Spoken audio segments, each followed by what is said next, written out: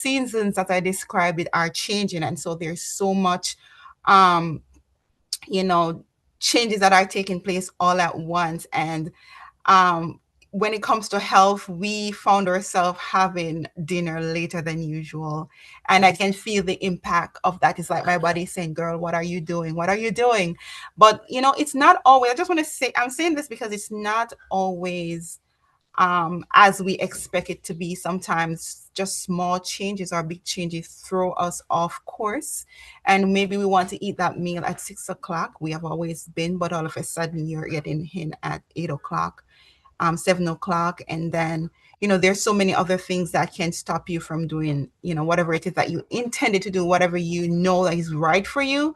But I want to say, if you are having struggles as it relates to your lifestyle or whatever aspect of your life, it is okay. You're not alone. We all have season. We all have season that really have a thinking, hey, I thought I was way past this. What is happening?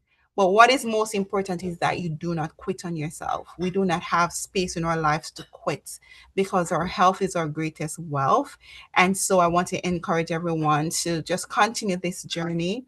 And with our support, of each other and the grace of God, we'll be able to get to that state that we so desire. So a little about Dr. Randall. Dr. Marvin Randall is a medical doctor and a graduate of the St. George's University in Grenada. He also holds a Master's of Public Health and an MBA in healthcare management, sorry. While completing medicine residency, he felt a clear call from God, a call to practice medicine in a way that keeps him at the center, and he obeyed. That obedience led him to serve for more than 3 years as a medical provider at the Uchi Pines Health Institute in Seal, Alabama. In that time, he has witnessed how natural, simple lifestyle-based methods can treat and even reverse the disease process in many illnesses. But even with all the science, all the training, and all the experience, Dr. Randall remains grounded in the truth. True, lasting, whole person healing can only come from the great physician himself. So, without further ado, I want you all to help me welcome Dr. Randall. Thank you, Tanika. Appreciate that. And welcome everyone to our meeting today. Today we're going to talk about gut health, part two.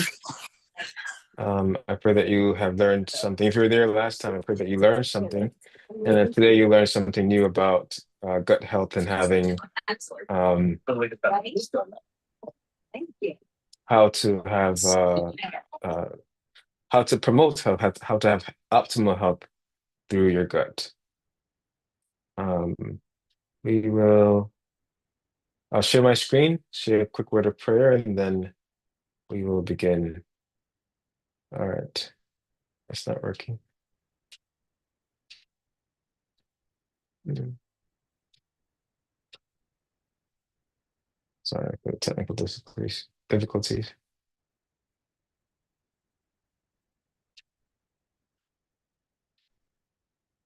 All right, hope you can see my screen, and I will share with you. So it should say gut health and healing. Just put the thumbs up if you can see that. Part two. Anyone can see that? Can anyone see that? Great, wonderful. Thank you so much. All right, let's just have a quick word of prayer, and then we can go into the presentation. Let's pray. Heavenly Father, we thank thee for the time that we can spend with you today and to learn more about you, our Lord and Savior Jesus Christ, but also how to heal and to have the health that you want to give us. I pray at this time that you speak to our hearts individually, Lord, and may the information given may it be from your throne and not from man's heart. May it be your wisdom and not man's wisdom. Continue to teach us, Lord, all these things, and give us practical lessons of how we can heal today. Thank you for hearing this prayer. Thank you for being here and for answering our prayer. In Jesus' name we pray. Amen. So, last time we spoke about uh, nutrition and gut health, and we spoke primarily about what to eat. And if you recall what we discussed, we were talking about eating more um, fiber-rich diets and things that will be more beneficial to our health. We also discussed not just what to eat, but we were also discussing um, how to eat and when to eat as well. I want to continue that conversation and specifically um, how to eat. And we're going to talk about what to eat as well, but how to eat and when to eat. So this presentation will be about that. This won't be as technical as last presentation. Last time we discussed the anatomy and physiology of the GI tract or the digestive organs. But this time we'll talk more about the health of these organs and some principles of keeping those organs healthy and in a less technical way. So again, my name is Marvin Randall. I'm a medical doctor by training. I also have a master's in public health. Um, but what I really find helpful is that God's scriptures, that is true wisdom. No matter how much I've learned throughout the years, what I really understand is that God's wisdom is the best. I pray that you will find that as well throughout this presentation.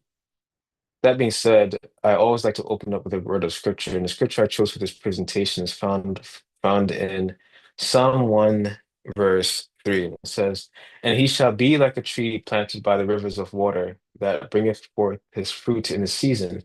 His leaf also shall not wither, and whatsoever he doeth shall prosper." We are similar to trees. God is likening his people to a tree, a fruit tree that produces fruits, some 30, some 60, some even 100-fold. And trees, men like trees, we need resources, certain resources to grow. Well, what does a tree need? Well, the same thing that a tree needs, a man needs to grow, and that's water and sunlight and um, temperance and rest and trust in God, and also good soil. We often don't think about the good soil, but for a tree that is planted, if it's planted in bad soil, it will not result in good crops or good fruits in a season. And that being said, you know, um, if you're to plant a seed in poor soil, you get poor crops. You plant it in good soil, you get good fruits and good crops, good yield. And from the beginning, man was taken from the soil. If you don't believe me, let's go to Genesis 2, verse 7 to 9. And it says that, "And God, the Lord God, formed man of the dust of the ground, and breathed into his nostrils the breath of life, and man became a living soul." We were taken from the ground. And the Lord God planted a garden eastward in Eden, and there he put the man whom he had formed. And out of the ground made the Lord God to grow every tree that is pleasant to the sight and good for food. So out of the ground, God made the trees and the food that he made for man 3 days before he was made. And then he made the man on the sixth day from the ground. So we need, as the trees, we also need the same resources. And one of those resources is good soil. And how does good soil, how does it benefit the plant? The At the end of the day, excuse me, at the end of the day, good soil has beneficial microbes that helps the plants to grow. And these microbes are not just found in the soil, they're also found on the plant itself, so on the leaves and the fruits and so forth and so on. But these plants are very important for helping the plant to grow, to help it to grow despite pathogens or viruses or fungus, so forth and so on. But also it helps the plants to produce a good yield as well. Good soil means that you have beneficial or a more diverse microbiome. So the plant microbiome helps the plant to grow and produce good soil, or good fruits, good produce. And one part of the plant we'll discuss here is the phyllosphere. The phyllosphere is the leaves, the fruits, stems, so on and so on.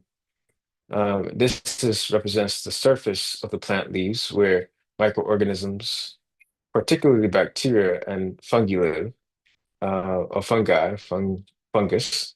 These microbes can influence plant immune responses and help prevent the colonization of harmful pathogens. So they protect the plants from being eaten by certain things or just protect the plant so it can be healthy to produce.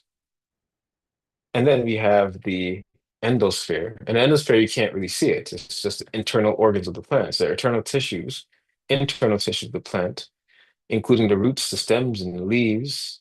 Microbes live inside the plant, are typically beneficial, aiding in nutrient uptake and protection against pathogens. So we have not just microbes on the outside of the plant, the leaves, the fruit, and stuff, and other areas, but we have microbes living inside the plant. So think about the internal organs of the plants, how um, these beneficial microbes are helping it to receive nutrients and to protect it from disease and so forth and so on. We also have the rhizosphere, and the rhizosphere is the most populated portion of the microbiome on the plant, and the area surrounding plant roots where microorganisms interact directly with the plant roots. This is the most densely populated part of the plant microbiome and is involved in nutrient cycling, disease resistance, and plant growth. So in all areas of the plant, below the ground, above the ground, but also internally inside the plant, we have microbes interacting with the plant to help it to grow and to produce good fruits, some 30, some 60, some 100-fold. So plant-associated microbiome, the plant-associated microbiome confer fitness advantages to plant hosts, including nutrient uptake, stress tolerance, growth promotion, resistance to pathogens, so on and so on. And the plant microbiome is very dynamic and can change depending on factors like plant species, soil type, environmental conditions, and agricultural practices. So think about it, like a raspberry or a blackberry or a blueberry, they all look different, right? At least the fruits, the products of those plants are different. And those plants need to take different nutrients for you to have a blueberry, which is blue, and or have a raspberry, which is red, or a strawberry, which is red. We have different, it's probably same soil, same ground, same area, but at the end of the day, you have microbiome, the microbiome of that plant aiding that strawberry plant to produce strawberries, while aiding that a blueberry plant in the same area to produce blueberries. So these factors, the plant microbiome, the dynamic plant microbiome, can be affected by agricultural practice as well. Say, for instance, some spraying certain things like pesticides or herbicides, it can be affected. That can affect the plant species. Or it can affect how much yield it is having in that season. Also, environmental factors. If is there too much rain and too much runoff or too much of nitrogen or too much XYZ, that can affect the plant from growing the necessary fruit or growing healthy and producing fruit. Yeah, all of them were doctors. All of them were. We put it. Now, plants can also influence their microbiome composition by secreting certain chemicals that interact or attract beneficial microbes and discourage harmful ones.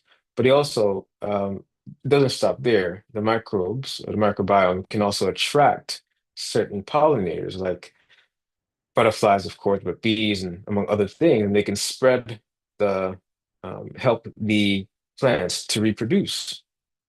From butterfly flies to one plant and goes to the other plant and helps that plant to reproduce. Do you think it's the same with us? Do you think that microbiome, we have a microbiome that is very helpful for our growth, but also our health? You may think that you may say so. You may say yes, because this is one of the most was one of the growing areas in science, the gut microbiome, but also the microbiome of the human body is one of the growing areas where we're understanding just how much these microbes can impact or affect our health, either positively or negatively. Today, we're going to talk more so about the gut microbiome. But before I move on, I'm going to ask you a question. How is your soil? What is your soil like today? How is your health based on your soil type or based on your soil's health?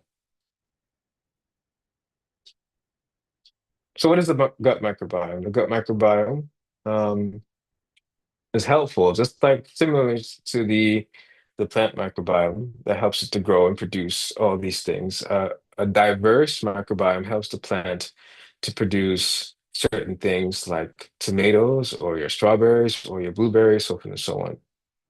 And when you have a healthy plant microbiome, you're going to have a healthy plant. However, when you have a fragile plant microbiome, something that is not as diverse as before, as it should be, I should say, you won't have a good yield, or the plant won't grow at all. So you need certain things to help the microbiome um, to grow and be more diverse, so the plant itself can be more better. It can grow the plants, the necessary foods. The plant can grow the necessary food that is planted to produce. And similarly with our health, we need a more diverse microbiome to produce the things that we need to produce or to make our organs healthy. Every organ in our body depends on the diversity of the gut microbiome, among other areas of our body. We have microbiome, for instance, of the lungs, the microbiome of the skin. So it's not just the gut. I don't want to just have you have an understanding or go away, leave here saying that there's only a gut microbiome. We also have microbes in our skin, we have microbes in our lungs, we have microbes in our uh, urine genitoury area, or wherever we produce mucus, that's where we have microbes. And the healthier the microbes, the healthier the area where they are growing. And for the GI tract, we have microbes in every part of the GI tract. Even in the mouth, you have certain microbes that grow in the mouth and helps you to digest your foods and protects the mouth and so forth and so on. But we have so every area, so the stomach, the duodenum, the small parts of the small intestines, the jejunum, the ileum, colon, so forth and so on. These are all populated by different types of microbes or microbiome. They have their own microbiome, and they don't mix. So you never find the same types, or well, you may find the same type, but different strains of the same type in different parts of the body or parts of the GI tract.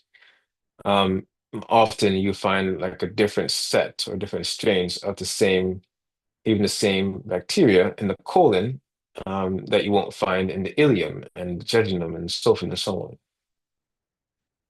And these microbes, they help these different areas to produce and to grow and to flourish or to be healthy enough to perform its action. And in regards to the gut microbiome, the human intestinal microbiota comprises of more than 10 trillion microorganisms, including bacteria, archaebacteria, viruses, protozoa, and fungi. A healthy microbiota consists primarily of four groups of bacteria, namely actinobacteria, firmicutes, proteobacteria, and bacteroides, and they continuously adapt these to lifestyle changes. So our lifestyle, they adapt to the types of microbes that grow or are that populate those areas. So keep that in mind. Lifestyle is very important for the types of bacteria that grows in certain areas. And the gut microbiome basically confers many positive impacts, has many positive impacts or many positive um, health benefits to our body. For instance, number one, it promotes digestion of by facilitating the absorption of nutrients. But not only that, it helps. Yes, it helps to absorb things like iron and other micronutrients, but it also makes those nutrients themselves, like vitamin B and vitamin K and so forth and so on. These microbes can help you to have more of those micronutrients. Um, Number two, it helps the digestive tract to function properly. So it protects the integrity of the gastrointestinal tract. And you ever heard of leaky gut syndrome, for instance, or leaky gut? Um, the gut microbiome has been shown, or certain microbes have been shown to help to protect the layer, the lining of the GI tract, so you're not leaking things from the gut into the bloodstream prematurely, or things aren't escaping from the gut and going inside the bloodstream and causing issues there. Number three, it also creates a barrier against pathogens and toxins. There are studies that indicate or may show that even when you're talking about um, microplastics, for instance, certain microbes can help the body to rid or get rid of microplastics, but also other toxins that you may ingest. These microbes can get rid of these toxins and pathogens. So it protects, it confers a protection against these things that may affect or negatively impact your body, your plant, where those microbes help. Just like the plant can be helped through the microbes from protecting them against pathogens. This can also help us. The microbes, our microbiome can help us against pathogens and toxins. And last but not least, what we do know also is that it helps to develop, the microbiome helps to develop our immune system as well. So how our immune system react or act to certain infections, this can be helpful. The microbiome can be helpful to the immune system for that purpose. You know, the intestinal microbiota plays a pivotal role in food digestion and energy recovery, while it can also act as an important supplier of vitamins. In humans, it has been shown that members of the gut microbiota are able to synthesize vitamin K as well as most water-soluble B vitamins, such as biotin, cobalamin or B12, folate, B9, nicotinic acid, pantothenic acid, pyridoxine, riboflavin, and thiamine. These are all B vitamins that we often take a supplement for. But all you need to do is have a good working or a very diverse microbiome to produce these things. You don't need to take the capsule. We often talk, people always often say, oh, should I take a vitamin K capsule? And should I take this or should I take that? If we have a good flora, good microbiome flora, we don't need such things. So, what impacts the gut microbiome? Obviously, we need a very healthy microbiome to digest our meals for optimal nutrition, and optimal nutrition leads to optimal health. So, what impacts the gut microbiome? The growth of beneficial or commensal bacteria is promoted by fiber-rich diets. Remember last week we talked about what to eat, and we said fiber is very healthy and very good for our bodies. God made our foods, most of our foods, is high in fiber. Um, so fiber-rich diets, and this prevents the development of known opportunistic pathogens. A high fiber diet has been reported to increase the proportion of acetate-producing microbiota, the good ones, reducing blood pressure and alleviating heart hypertrophy and fibrosis. Essentially, how we eat can help us, if we eat more fiber, I should say, to be more specific, we eat more fiber, it can help us to reduce our blood pressure and help us to alleviate heart issues. So fiber is good. And how do we get fiber? We talked about this last week. All our fruits and vegetables, basically, especially when we eat them raw, we get more fiber. We don't get fiber from anything else but what God has made for us. And especially, He told us to eat the fruits and the vegetables. Diet um, is a highly influential factor that shapes the gut microbiome. The type of bacteria that grows in the gut is largely determined by the food we eat. So you can control what food you eat, and you also, through the food you eat, control what bacteria or what microbes or microbiome is growing in those areas. You can control if you have good flora, commensal, good bacteria versus bad bacteria. We'll talk more about that. Or something called dysbiosis, where you have more bad bacteria versus good bacteria. But diet, what I want you to take from this is diet is very key. And high fiber diets are very important when it comes to um, the producing more or promoting good flora or commensal bacteria. On the basis of studies in both animals and humans, dietary intake appears to be a major short-term and long-term regulator of structure and function of gut microbiota. These show that energy restriction and diets rich in fiber and vegetables are associated with gut microbial changes that in turn are associated with health benefits. So the more fruits and vegetables you have, basically it'll help you to, and the raw, the better, the more raw, the better. It will help you to um, build good flora, and in turn, that helps with your health long term. But how about these things? One thing that these things lack, these ultra processed foods that we talked about last week, they lack fiber. A diet rich in highly processed carbohydrates reduces fiber content and unfortunately limits our commensal or good bacteria's food source. The food source for these bacteria species is fiber. So if we're lacking fiber in our foods, then we don't receive the benefit from these bacteria. So low B12, for instance, and low B9, or say BK, vitamin K, or absorption of iron. We'll lack these things if we're not feeding our commensal bacteria the food that they need. Well, how about these things? We talked about it last week. We said that this is not the best thing to partake of, and for many reasons, but let's talk about the gut microbiome, for instance, and why this is not important, not as good as we think it can be, especially for that area, that aspect of our life and health.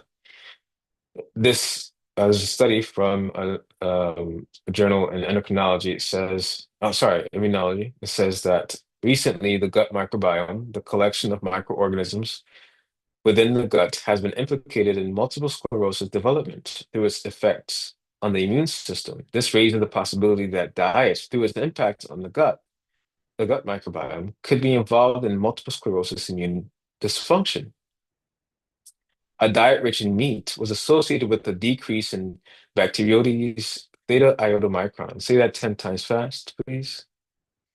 Basically, where you eat can decrease your good flora. It helps you to, this one particular, the Bacteroides theta iodomicron, is a common gut bacteria that works to digest carbohydrates. And the more meat you eat, the less carbohydrates you can um, utilize as energy or break down for nourishment.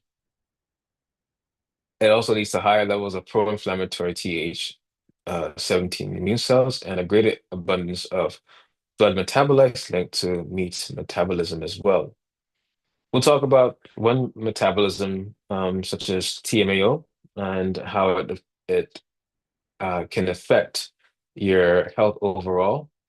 But these blood metabolites are from the it's a breakdown product essentially of a high or diet rich in meat or fresh foods.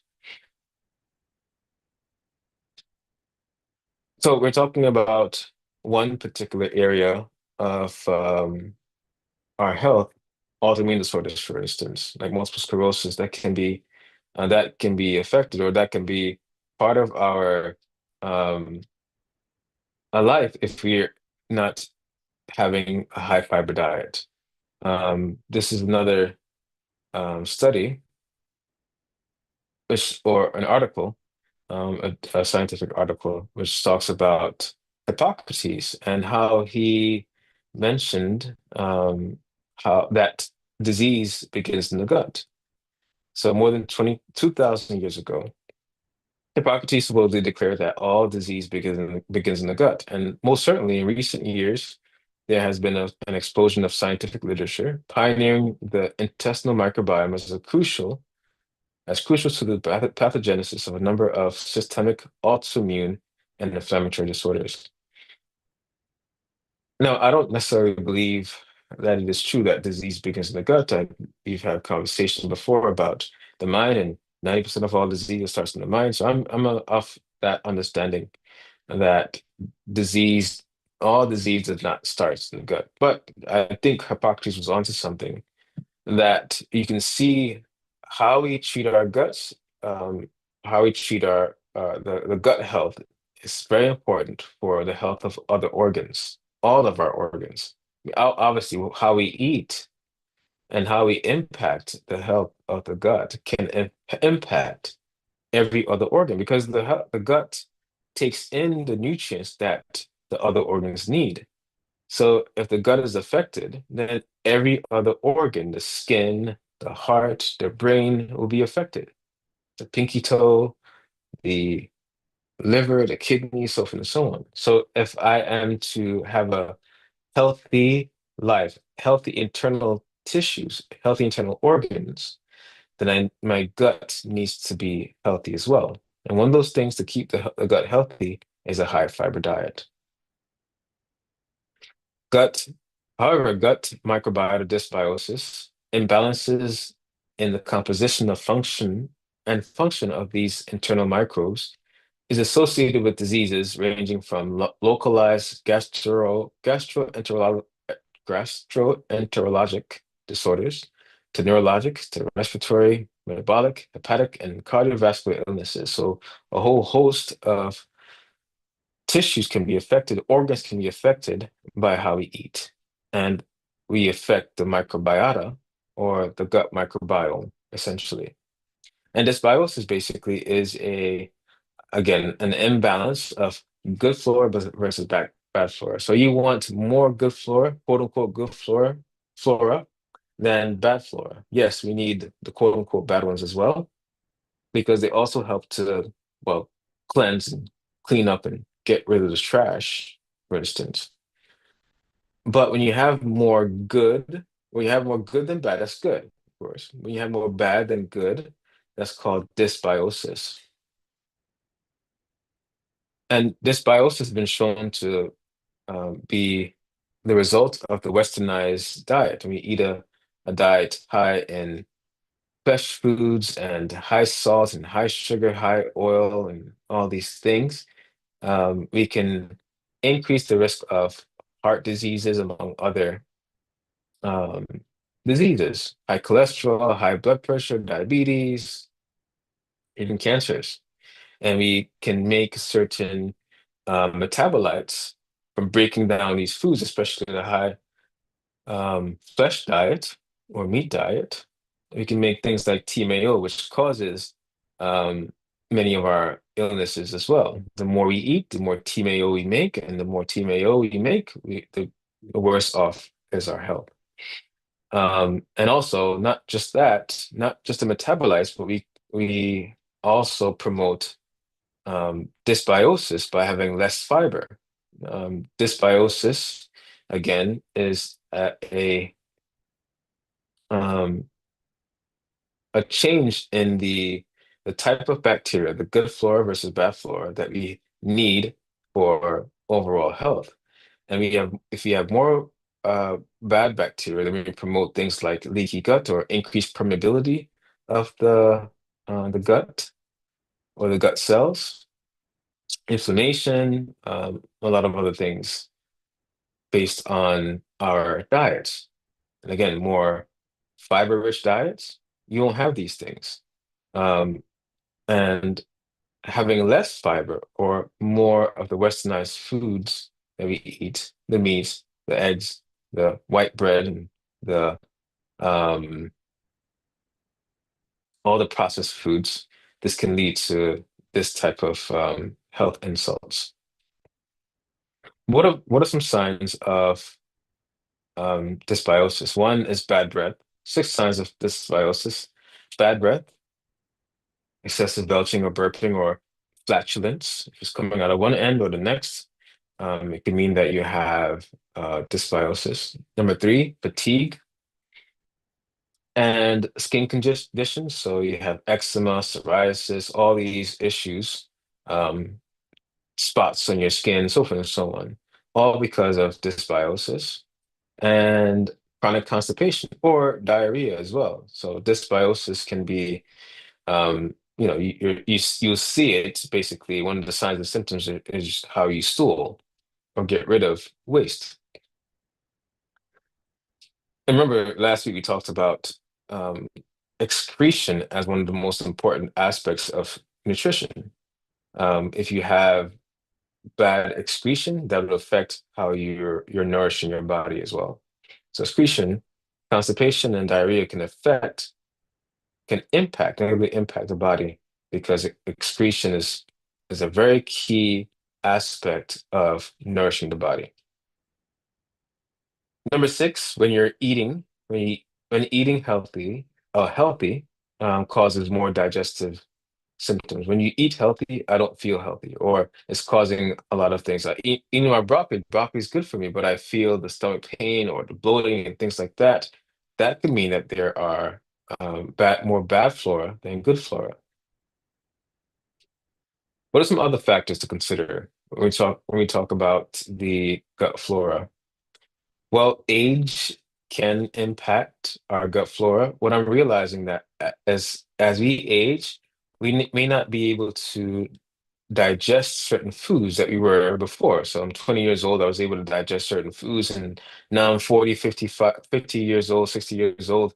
I'm not able to digest the same foods that I did when I was 20 years old.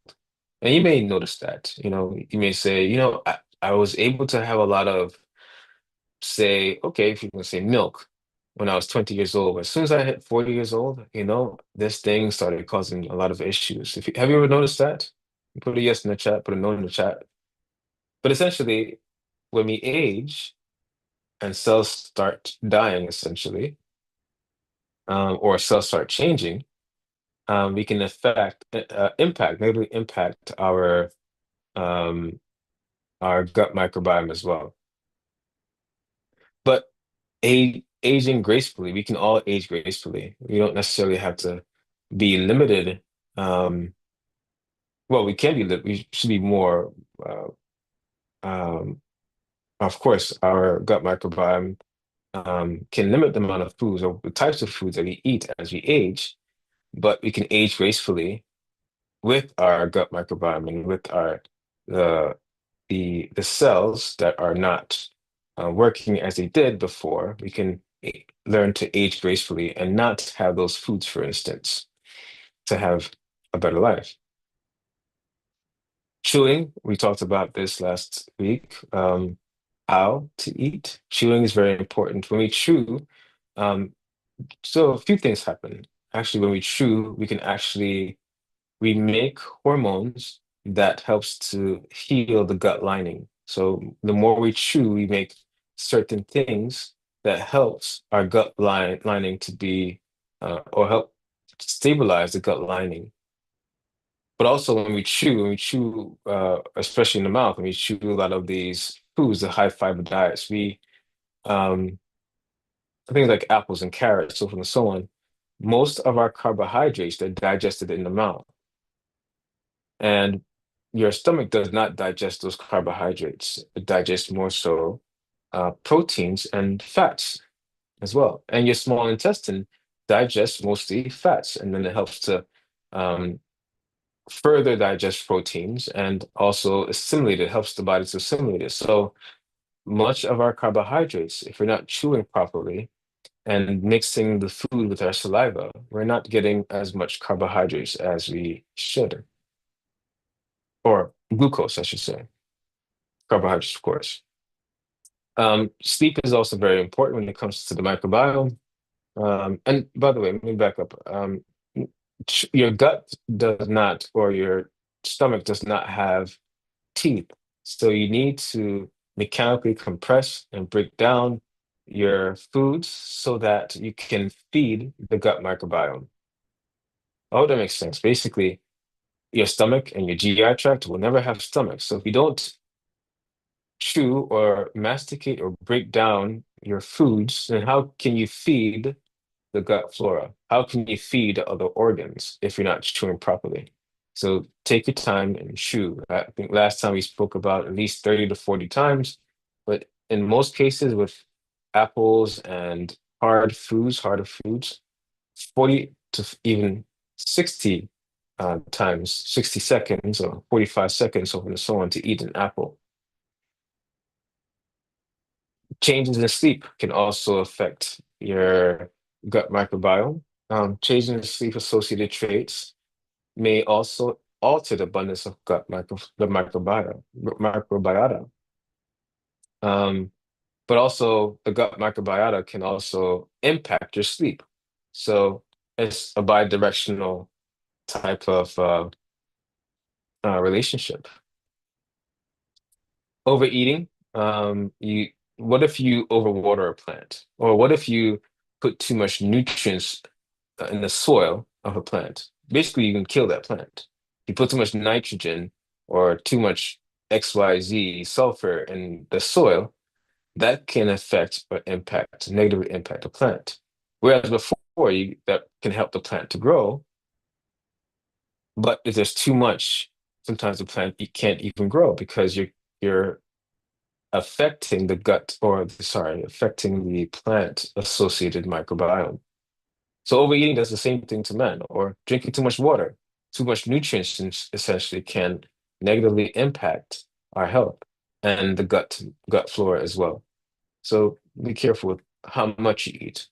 It's not just what we eat. And I've met people who say, "Oh, I'm eating a plant-based diet or quote unquote vegan diet," and they have more than what they should have, and they don't have the health that this type of diet usually confers. And eating between meals, we talked about this last week as well. When to eat, we'll talk more about it next, so I won't stay long here. But also be careful with food allergens. A lot of the food allergens can act like pesticides essentially. So gluten, eggs, and these things like sulfur dioxide and celery for some people, soy for some people, corn for some people. If you are at all allergic to these things, stay away from them. Basically, they interfere with your gut microbiome. But obviously, things like milk, we are all practically lactose intolerant all across the world, especially Black people. We're lactose intolerant. So staying away from milk, don't take lactate and don't take this. Just stay away from it, basically. It's bad for your health overall. Spices as well, be careful for spicy foods. Um, if you're spicy in your mouth, imagine in the mouth of a microbe. Some microbes can be negatively impacted by having too much spices. Medications, obviously, things like Antibiotics. Antibiotics can negatively affect our microbes. As a it's a medication that kills microbes, basically. It's supposed to kill the bad microbes, but it doesn't discriminate. All um, penicillin or amoxicillin or whatever can affect your good flora.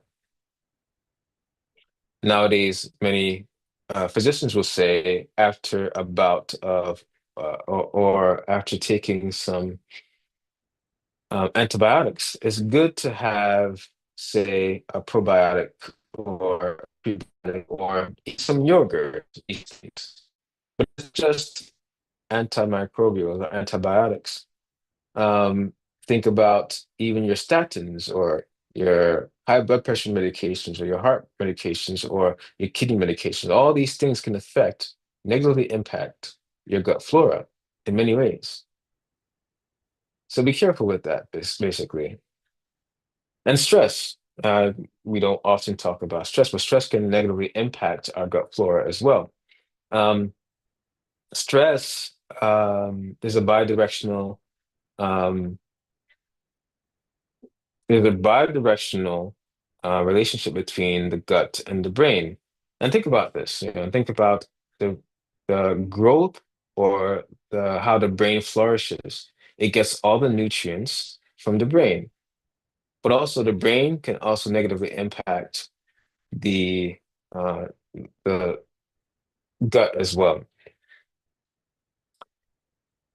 Again, there's a gut-brain axis essentially, and the immune system of the gut can affect the brain, and the vagus nerve from the brain can affect the gut, and so forth and so on. The circulatory system, neuroendocrine systems, and different parts of our physiology or the body anatomy can affect each other, but especially the gut and the brain axis. This is something that we're still studying, but we're seeing that one can affect the other, can negatively impact or positively impacts the other.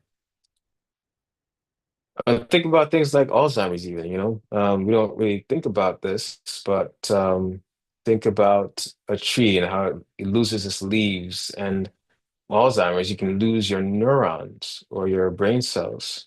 And that could be from mostly from how we eat. So maybe losing your fruits or losing your leaves because of how we eat. So how do we repair the gut microbiome real quickly? Of course, we talked about the 8 laws of health: nutrition, exercise, water, sunlight, temperance, ear, rest, and trust in God. These are the 8 laws that we need in order to have the gut microbiome health that we need. Now, we can just focus on the gut microbiome, but these 8 laws are very important when it comes to overall health. So it's not just I want better gut health. This doesn't just confer better gut health, but obviously better gut health through these principles also helps with health of other organs as well. So if you want good or better heart health, then follow these 8 laws. If you want good or better brain health, then follow these 8 laws. Whatever you need in regards to prevention and cure, you can use these principles. Other things that you can use for the gut, of course, some things that you can use to help with gut health: yogurt. Yogurt is very good and beneficial for building or helping you to grow beneficial commensal bacteria. Now, um, I would highly suggest that you get a plant-based yogurt, coconut or soy or something of that sort. But essentially, what I'm trying to say is the dairy, the beet yogurt or whatever, um, you can have negative impacts with using the dairy on your gut microbiome. So use the plant-based ones instead. One that I really like is I'm not just I don't work for them, so I just like it. It's I like there's one called Forager. It's a cashew-based yogurt. Very, very good. I like it. You can get the one with low sugar or vanilla or different types, but Forager cashew-based one, I like that one. Um, Homemade sauerkraut. You can take a picture of this if you want, but you can make your own sauerkraut. Sauerkraut, the cabbage is a very good prebiotic. It's high in fiber, but it also helps, which helps in feeding your good flora. You can make this at home, even today. Start this today, tomorrow, and you can make your cabbage or homemade sauerkraut. Um, Other things that are very good, certain herbs like thyme, sage, rosemary, ginger, or turmeric. These are also very good for, they're like prebiotics essentially. It helps the flora, the gut flora to be more diverse and helps the good flora to populate versus the bad flora. Other herbs, garlic, onions, lemons, aloe vera is very good. If you struggle with constipation or diarrhea or Crohn's disease or ulcerative colitis or you name it, aloe vera is one of the best herbs you can have on the planet. Um, Sleepy elm is also very helpful. Sleepy elm is good for constipation. It's good for acid reflux. Aloe vera is very good for acid reflux as well. Many of our illnesses, we can use both aloe vera and sleepy elm together, and it's very helpful for that. I had a health challenge, and like a few years ago, I had parasites from eating. I'm not going to tell you where I ate, but basically, I was eating a place, and I had certain parasites, and it's been affecting my guts since then.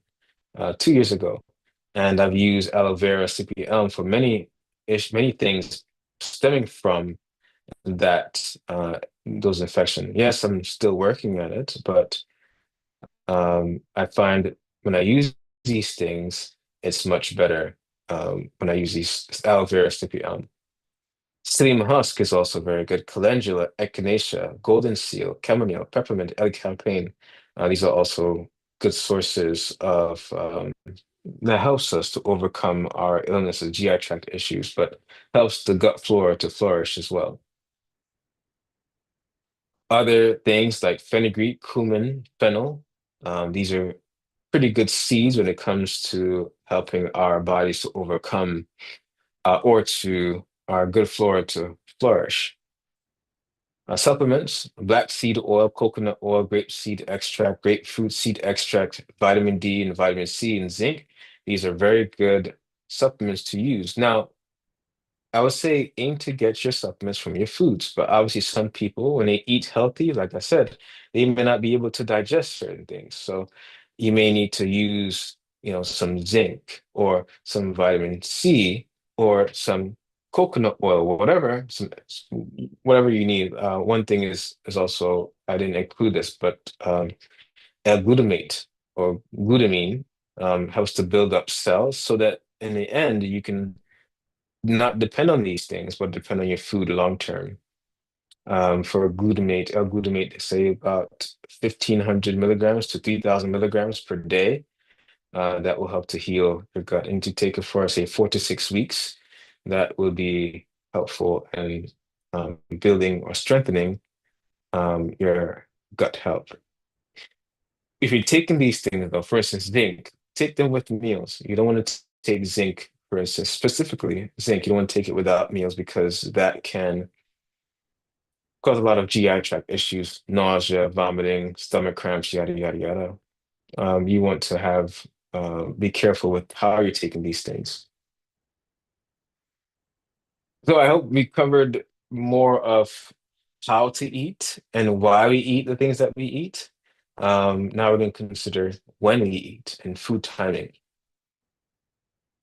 Again, if you have any questions, please feel free to put them in the chat or we can have a talk after this and we can have a question and answer session where we can discuss these things as well. Hope you're still with me. When we talk about food timing, the scripture, Ecclesiastes 3 verse 1 says, to everything there is a season and a time to every purpose under the heaven. The time to eat and there's time to fast. There's time not to eat and it's time not to fast. Is a season for everything. And one, because we're seeing how much of an impact it has on the body. And one area of study with nutrition is called chrononutrition. Chrono means time, nutrition means obviously nourishing your body, how we nourish our body. So chrononutrition is the study of how nutrition relates to your body's circadian rhythm, the internal clock that governs the physical, mental, and emotional cycles of your body. So we have a clock. We all run on a clock. And one day the clock will end. But while you have the clock running, we should aim to honor that clock. And the clock tells us when to eat, when not to eat, when to sleep, when not to sleep, when to exercise, when not to exercise, when to release hormones, when not to release hormones, when to raise your body temperature, when to lower your body temperature, when to raise your heart rate, when to lower your heart rate, so forth and so on.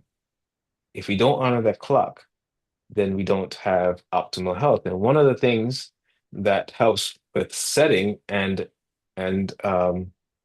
maintaining our circadian rhythm is how we eat. So it's an emerging discipline. Chrononutrition is an emerging discipline of science surrounding the complex interaction between circadian biology, nutrition, and metabolism. So how can if it affect or negatively impact or positively impact your circadian rhythm? So we are all, like I said, we all have clocks. We even Huh? have clock genes, and How much you clock want? genes are now 72. recognized. I think I saw 59 cents. Hold I on. think someone's Yeah, that's a problem. can you mute your 59. mic, please? 59.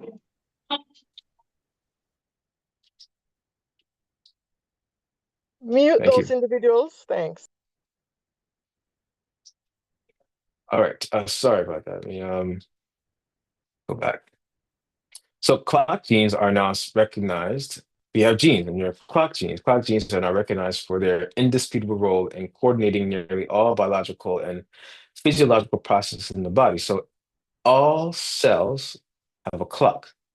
So you have the heart cell that has a clock, the pancreas cell has a clock, the kidney cell has a clock, your pinky toe cell has a clock, your hair cell has a clock. And they all work to promote health, when to do things, how to do things, so forth and so on. Specifically, when to do things, but they all promote health and the timing of when they work. And we also have a major clock called the superchiasmatic clock, which basically sets the rhythm of those clocks. The superchiasmatic clock would, for instance, tell your heart when to increase the blood pressure, when to decrease blood pressure. It tells other areas when to increase temperature, when to decrease temperature. It tells other endocrine glands when to release hormones, when not to release hormones, so forth and so on. So, for instance, in the evening times or in the night at 9 o'clock, you start to produce melatonin. You don't produce a high melatonin in the brain in the morning. Why? Because you need melatonin at night to sleep. At 10:30, your body movements are suppressed. You don't want to go to the bathroom when you're trying to sleep. In the morning, say 6 o'clock, 7 o'clock, 7:30, melatonin secretion stops, and what increases is another hormone called cortisol, and that's all based on our rhythms. The sunlight comes out, we make more cortisol based on the clock, and at night when it becomes dark, we start to make more melatonin because, well, it's dark and I need to go sleep. Or your faster reaction time is at 3:30 in the afternoon. The greatest efficiency for muscle strength a certain time. High alertness is a certain time. So if we are to follow our clocks or observe and observe the timing and the rhythms of the body, we can have optimal health at those times. So, well, just recap, we have a superchiasmatic clock, which sets other clocks in our body. So there's the rhythm that our body likes to run on based on light and dark cycles. So I see light, I see the sunlight, and basically my body says, oh, I switched the clock. It's the daytime clock. I see the darkness, I see the moon and the darkness around. Then it then my clock, my body, my gears switch based on light and dark cycles. Now, obviously, there are other things that can affect this clock, and we'll talk about that as well. But what I want you to take from this is that we have clocks in our bodies. And the major clock is the suprachiasmatic clock found in the brain. And this clock sets the rhythm for other clocks in the body: the muscle cell clock, the heart cell clock, the endocrine clocks, the pancreas clock, so forth and so on. So the circadian timekeeper mechanisms are present in almost every brain region and peripheral organs implicated in nutrient metabolism, including hunger, digestion, absorption, substrate interconversion, utilization and storage, detoxification, and excretion. Remember last week we were talking about all these things and how basically our bodies, to nourish our body, we need to absorb, we need to digest, we need to detox, we need to excrete. What is also true is that the circadian rhythm also is very important for nutrition as well. Just as much as the tissues themselves are important, honoring the time or the the um, the rhythm of the body is very important to have these things done in a certain time. So at certain times, you shouldn't be hungry at 12 o'clock at night. You shouldn't be um, excreting at 10:30 at night. Detoxification may happen at that time while you're sleeping, but at the end of the day, these things have a certain time in which they are fulfilled in the body. Substrate interconversion does not happen when you're sleeping.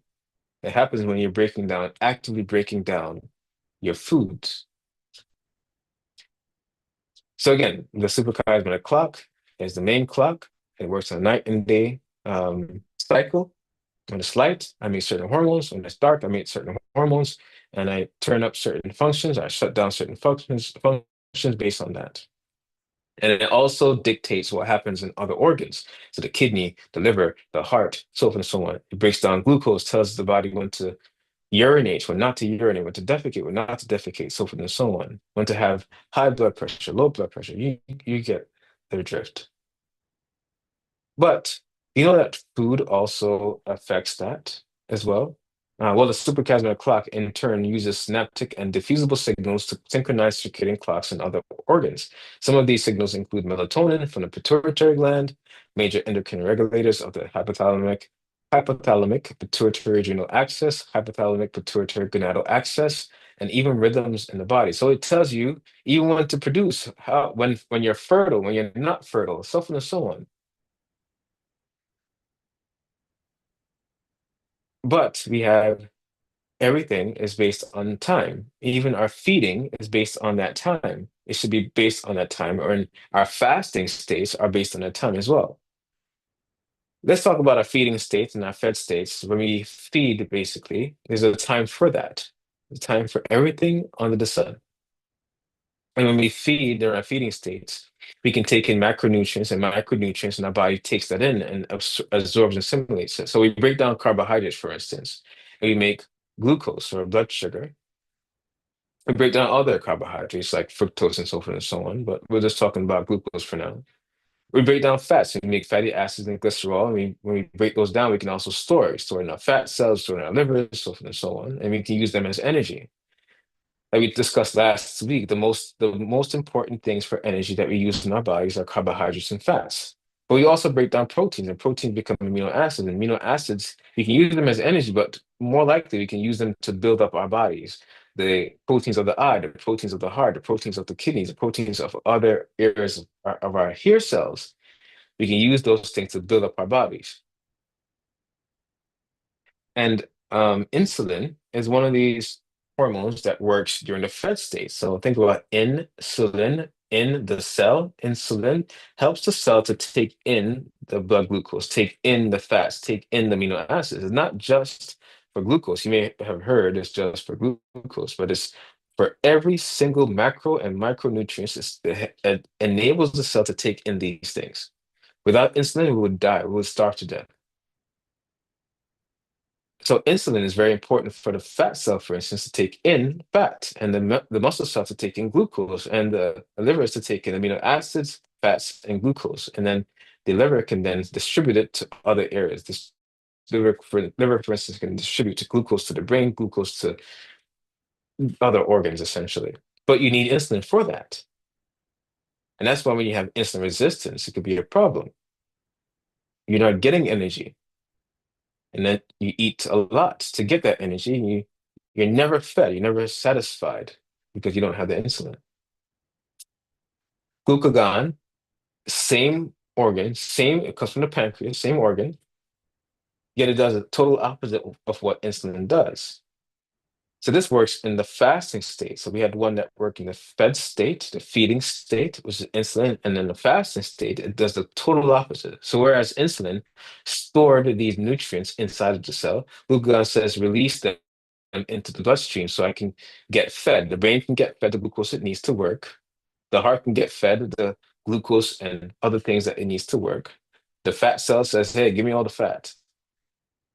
And all these things are very important for the upkeep of the body. So we need fasting just as much as we need feeding. The fed state is very important. Yes, that's true. But the the fasting state is also very key as well. And we have this relationship between insulin and glucagon, where insulin works to feed the cells, and glucagon uses the thing that was fed to help the body to work and to function properly, so for energy, for buildup of the body, so forth and so on. That's how the body works essentially, based on a feeding state and a fed state. So feeding is very important, and a fasting state is also very important. Other hormones like Multilin. Multilin is a fasting state hormone. For instance, Multilin helps the brain to decide when I'm hungry or not hungry. Um, it also helps to this helps the sphincter, lower esophageal sphincter, to close or open. So when I'm eating, for instance, and I have peristalsis, it can help the sphincter to close so that I'm not having food back up into the esophagus. So it closes and it helps the food to digest, and then I can relax when it's not being digested, or food is not being digested. But say, for instance, I'm eating and that remains open. That can cause things like acid reflux. The acid from the stomach is actually backing up into, or the food is backing up into the esophagus. Rectal compliance. Insulin is very important for rectal compliance, basically filling the rectum and then telling your body, listen, we got to get rid of some trash. If you don't have insulin, then we can't do that on a you know uh, proper proper timing. It also promotes insulin release um, from the pancreas. That listen, there's food coming. Molten says, hey, you need to release more insulin here because there's food in the system, and you need to release more insulin to help the cells to take in these things. It also is very important for gallbladder emptying. And what's the problem with gallbladder emptying? If we don't do that, what happens? Then you get things like gallbladder stones and gallbladder sludge and things like that. So you may not have a gallbladder stone because of what you're eating. It may be because you're eating too much, or you're eating between meals, for instance. The multiple basically is released during the fasting state or the interdigestive period, and it's important for peristalsis, so the migratory motor complex. It's a propulsive movement initiated during fasting that begins in the stomach and moves undigested material from the stomach and the small intestine into the colon. So whenever you eat, after you finish eating, it's like getting rid of the waste, getting rid of the waste from one end of the GI tract to the next, and then it goes to the colon, and that helps to get rid of the waste product. This movement prevents the forward movement, prevents backflow of bacteria from the colon into the ileum. Remember what I talked about? The bacteria in the colon does not grow into the small intestine. They have separate blood or bacteria or microbes. So this forward movement prevents the movement of bacteria from the colon back into the small intestine or the small intestine, or specifically the ileum. and its subsequent overgrowth and when we have overgrowth of colon bacteria in the small intestine, you can have something called backwash ileitis. Basically, inflammation in the small intestine that leads to bloody diarrhea. Not only that, I mean, you can have different things, but Crohn's disease, for instance, is something where you see backwash ileitis, ulcerative colitis, um, irritable bowel syndrome, chronic constipation, chronic diarrhea, so forth and so on. So, not honoring the timing between meals can lead to these GI tract issues, and long term leads to other, I guess, well, the health of our other organs will suffer. Let's talk about another hormone called called the melatonin. Almost done, and we can have a Q&A session. But melatonin is very important when it comes to rest and sleep. And a second circadian clock in our brain produces higher levels of melatonin at night. It's true. Whenever it becomes dark, especially like 6 o'clock at night or whatever, when the sun goes down, then we start to ramp up our production of melatonin in the pineal gland. And this acts on the pancreas to further suppress or shut down the insulin released at night. So my body's saying, listen, I don't have to eat. So go tell the pancreas through melatonin. Tell the melatonin says to the pancreas, shut down, go to sleep. We don't need to use any insulin right now. So the insulin is suppressed at night because of the dark cycle, and I'm producing more melatonin. Why is this such a problem? Well, if we keep eating late in the night or late in the evening, when our pancreas is asleep, the low insulin drip is insufficient to instruct the liver cells and the muscle cells to bring in additional glucose inside the cells. But it's not just the glucose, it's the fat cell or the amino acids or macronutrients. Basically, you can have high blood glucose in the morning because you had a late meal. You can have high blood pressure in the morning because you had a salty meal, or a lot of other things, essentially. Think about fat embolisms and things like that. You want to be careful with, well, you don't want to be careful. You don't want to eat late at night because your body does not digest the foods that you're eating late in the evening times. Basically, it's a wasted source of food. The food has been wasted. You're not really digesting that food. It's just it tastes good in the tongue, but it's not really helping your body. Especially so, not eating at night is key, but also there's certain times that we should not eat, we should talk about. But basically, eating around the clock is not the ideal um, way to nourish your body. There's a way to eat, and there's also a way to fast as well. Everything under the sun, there's a time and place for it. Recently, the timing of food intake has emerged as a powerful human behavior that influences circadian rhythm and physiology. Accordingly, restricting the timing of food intake in alignment with your body systems is important. And one thing we discussed last time was the 18-6 intermittent fasting diet. So, what does this look like? We also promote this as well. Um, Basically, it's 2 meals per day, 6 hours apart, and no snacking in between. So, for instance, if I have my first meal at 8 o'clock in the morning, then at 2 p.m., 6 hours later, I have my last meal of the day. 2 meals per day, 6 hours apart. And then at 2 p.m., I count 18 hours until 8 a.m. And then I have my first meal of the day. 8, 8 o'clock, 6 hours later, at 2 o'clock. Then I had my first meal at 8 o'clock.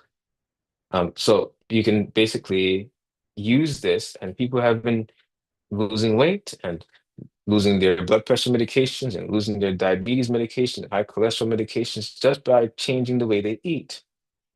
They don't have high blood pressure anymore, high blood sugar, or high cholesterol anymore, just by changing the way they eat or the timing when they eat. It also promotes something called regularity. We'll talk more about that, and that's key. Ministry of Healing, page 321 said the practice of eating but 2 meals a day is generally found a benefit to health. Yet, under some circumstances, persons may require a third meal. That's true. This should, however, if taken at all, be very light and of food most easily digested. Why is that? Well, you have a low insulin drip in the evening. So, from eating um, a lot of food in the evening, then my body's going to have a problem digesting that meal. So have them very light, like a salad, a smoothie, a juice, some popcorn, or something like that. Very light. Nothing large in the evening. We tend to have larger quote unquote dinners and small breakfasts. We should have it the opposite way. The opposite way around is best. Have larger breakfasts because in the morning times we are actually more equipped to break down that food. We have more insulin available, we have more cortisol available, we have more things to break down our foods. We have more fed state hormones at that time than in the evening time. In the evening time, we have more rest and digest hormones at that time.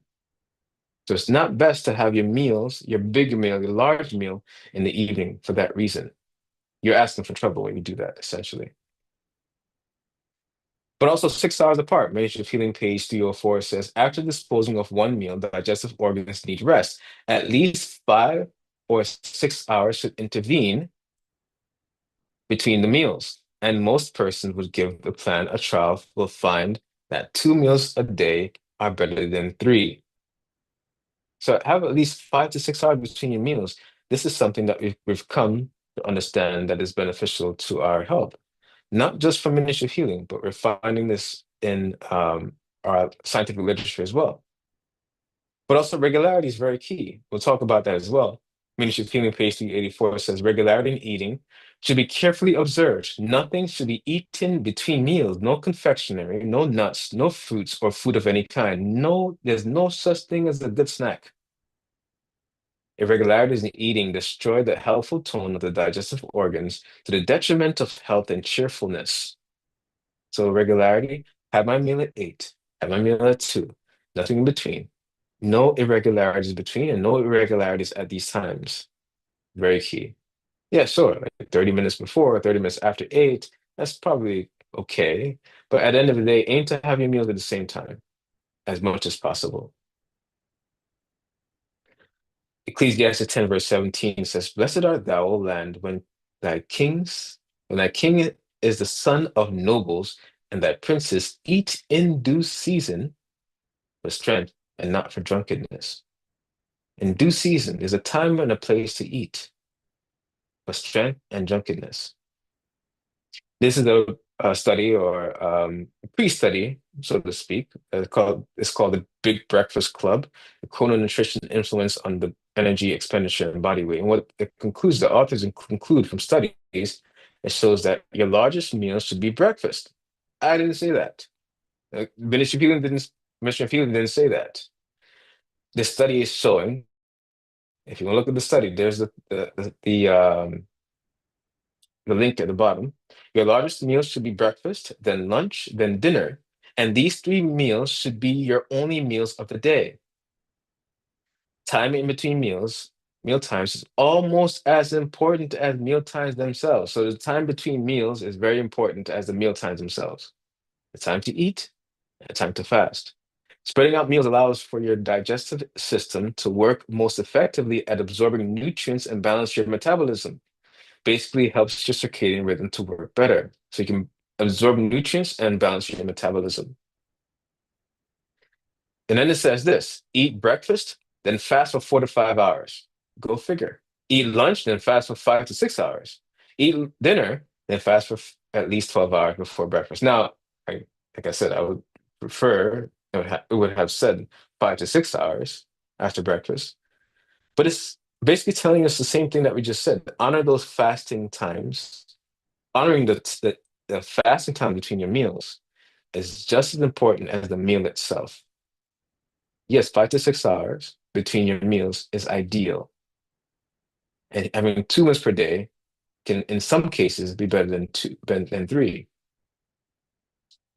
Fasting for too long in between meals and a constantly changing meal schedule, regularity, may also lead to weight gain. Just like with sleep, it's important to maintain a regular eating schedule. So we're going to talk about sleep and how briefly and how it can affect your nutrition as well.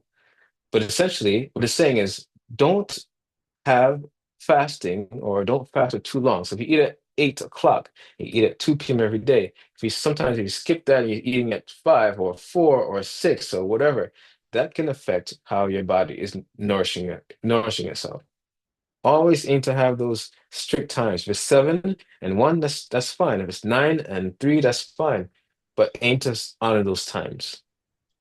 And it's best to have breakfast. Some people say, oh, I can intermittent fast, but start eating at 12. That's not the most ideal time. It's best to have your meals when you have more feeding hormones or fed state hormones in the morning time. Your clock wants to eat in the morning, not at 12 noon, not at 6 o'clock in the evening. The best time to eat is at 8 o'clock in the morning, or 7 to 9, actually. Oh, correct, correct, correct. The Venetian Community Page 304 says, after disposing, oh, we read this before. And it shows that you can have obesity and many other things, de decrease sleep quality of life and things like that, just by not honoring those sleeping windows. The window of time and frequent changes. Restricting the timing of food intake in alignment with the circadian opportune eating window is being shown to improve several health conditions, both in the preclinical animal models and some human studies as well. So honoring the timing of food when is very key for our body. In no case should the meals be irregular. If dinner is eaten at an hour or two before the usual time, the stomach is unprepared for the new burden, for it has not yet disposed of the food eaten at the previous meal and has not vital force for new work. Thus, the system is overtaxed. Neither should the meals be delayed 1 or 2 hours to suit circumstances or in order that a certain amount of work may be accomplished. Take your time, take care of yourself. If you have to eat, if you have to stop the work to eat, stop the work. It's better you stop the work and have a better health than to continue this work and you live a short life. Your life is better than your work. Is more important than your work. The stomach calls for food at the time it is accustomed to receive it. If that time is delayed, the vitality of the system decreases and finally reaches so low an ebb that the appetite is entirely gone. If food is then taken, the stomach is unable to properly care for it. The food cannot be converted into good blood. And good blood goes to your brain, good blood goes to your pinky toe, good blood goes to your liver. And that is very helpful for your health in general. So your entire health, every organ, every system can be affected by when you eat, how you eat, and what you eat. But also sleep. When sleep, activity, or exercise and nutrition intake occurs within the respective optimal circadian rhythms or windows, they reinforce circadian rhythms, optimizing organ function and health.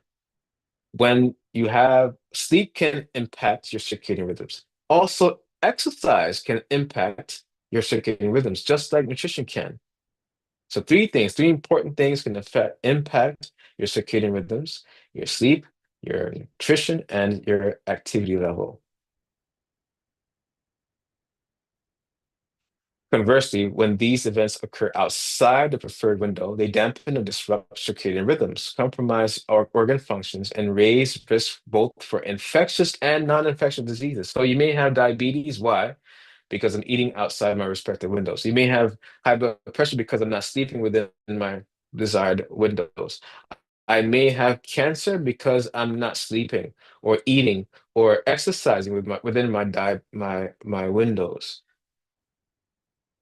I may be more affected by coronavirus or hantavirus or whatever virus is out there nowadays, whatever new ones they're coming up with nowadays. I can be affected with these things because of the times that I'm eating, times that I'm sleeping, or times that I'm exercising.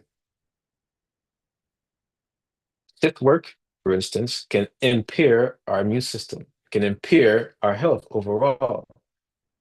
I used to study late in the nights. I know better now. It's best to just put it down and wake up in the morning and get my work done that way.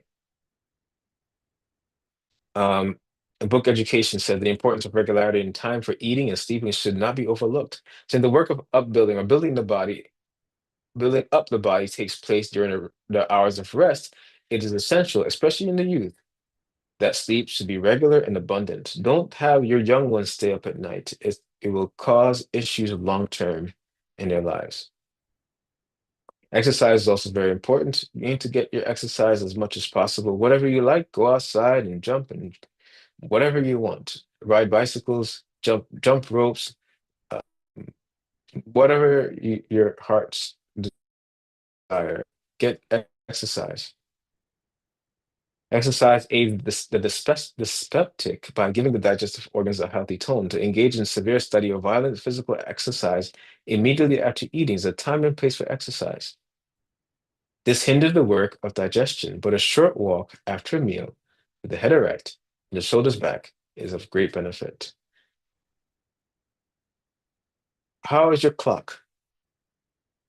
How is your clock today?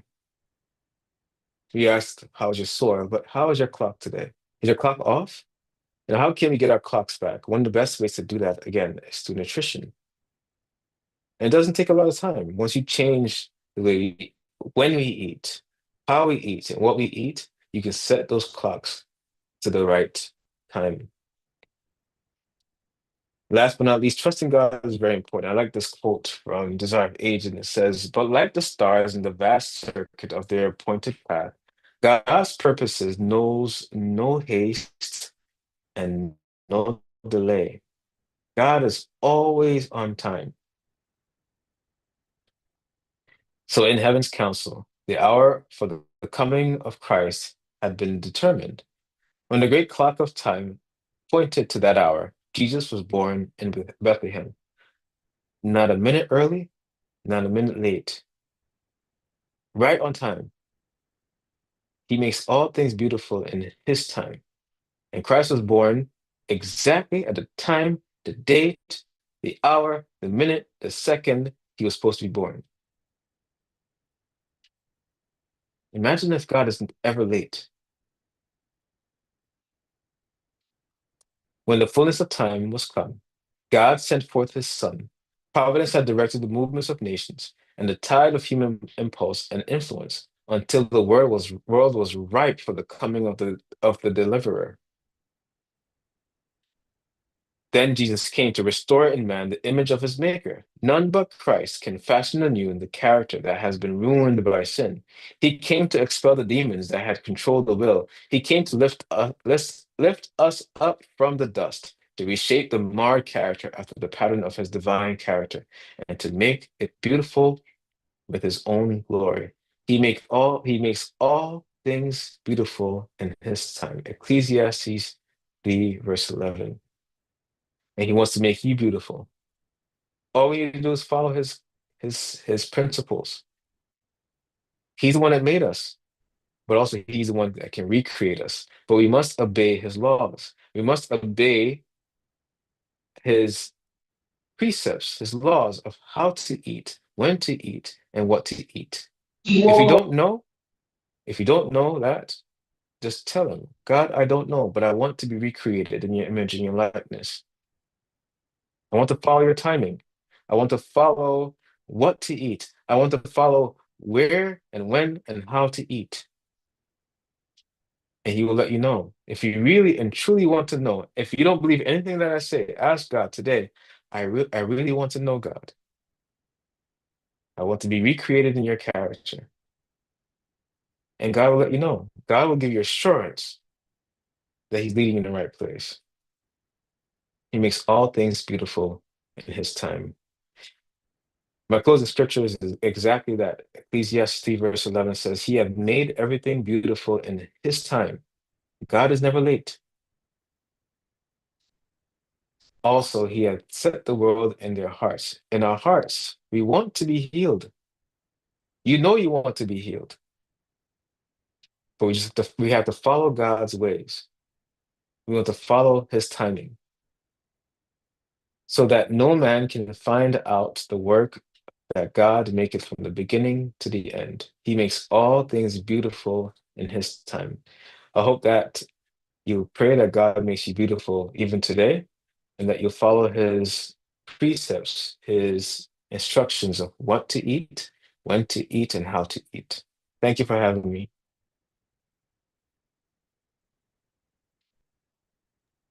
Wow, a lot was said. A lot was said.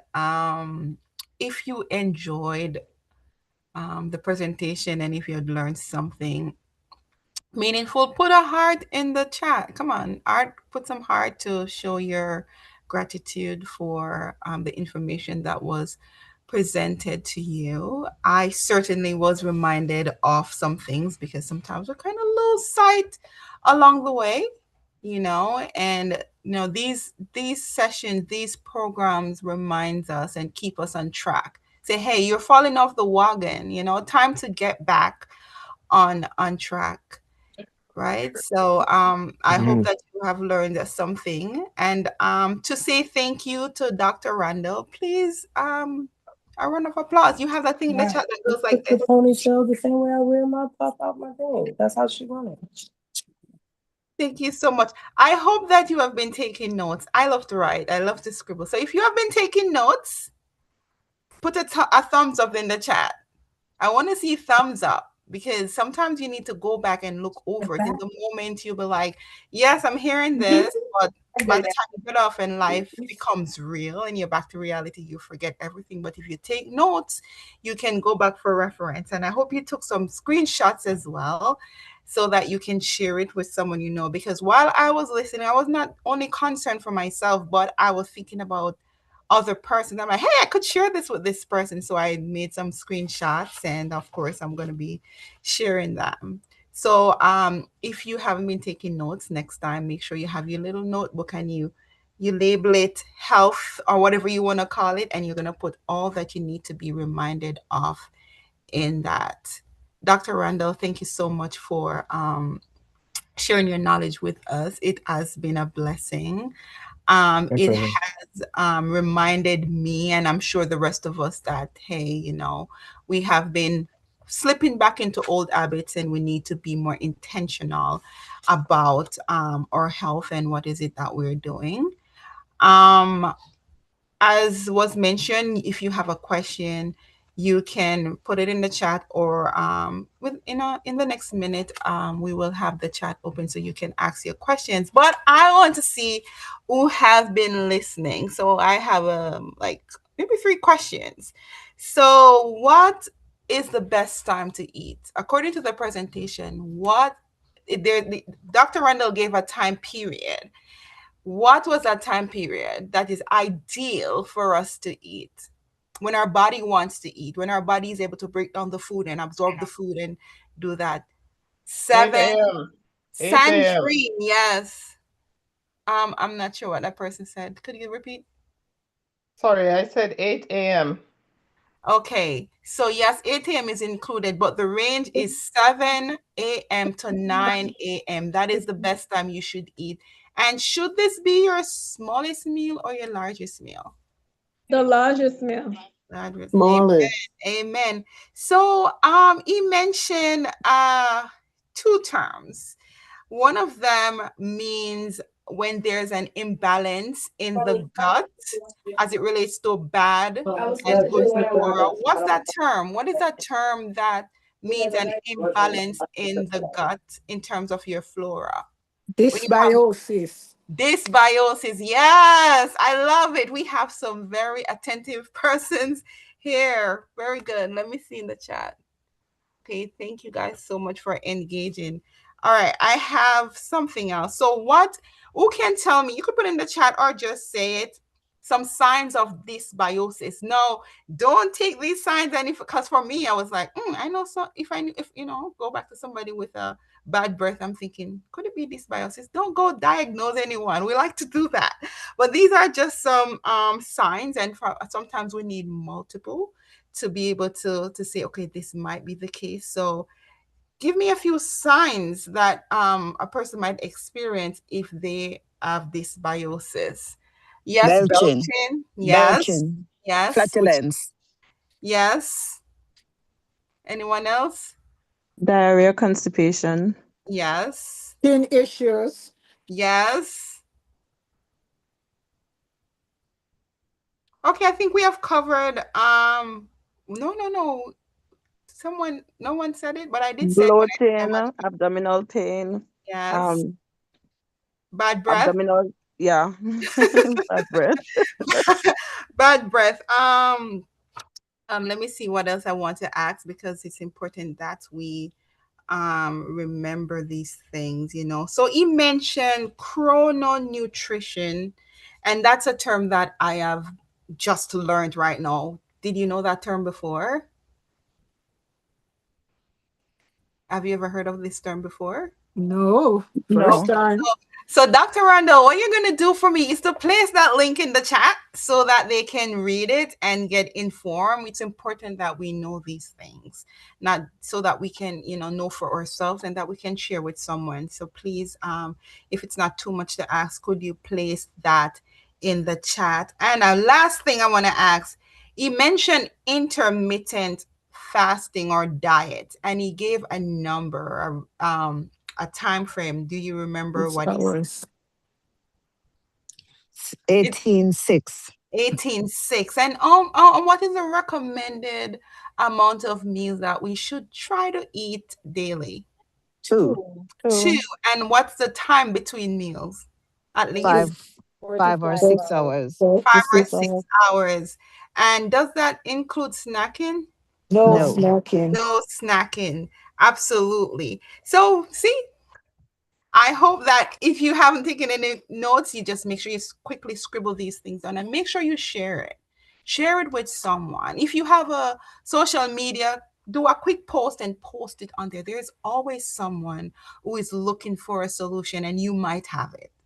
You might have it to cause, to help them to lead a better lifestyle. So, without any more questions, you're going to ask the question now. So, if you have any question for Dr. Randall, please raise your hand because we want to do it in a little orderly, and then we will definitely have you speak when it's your turn.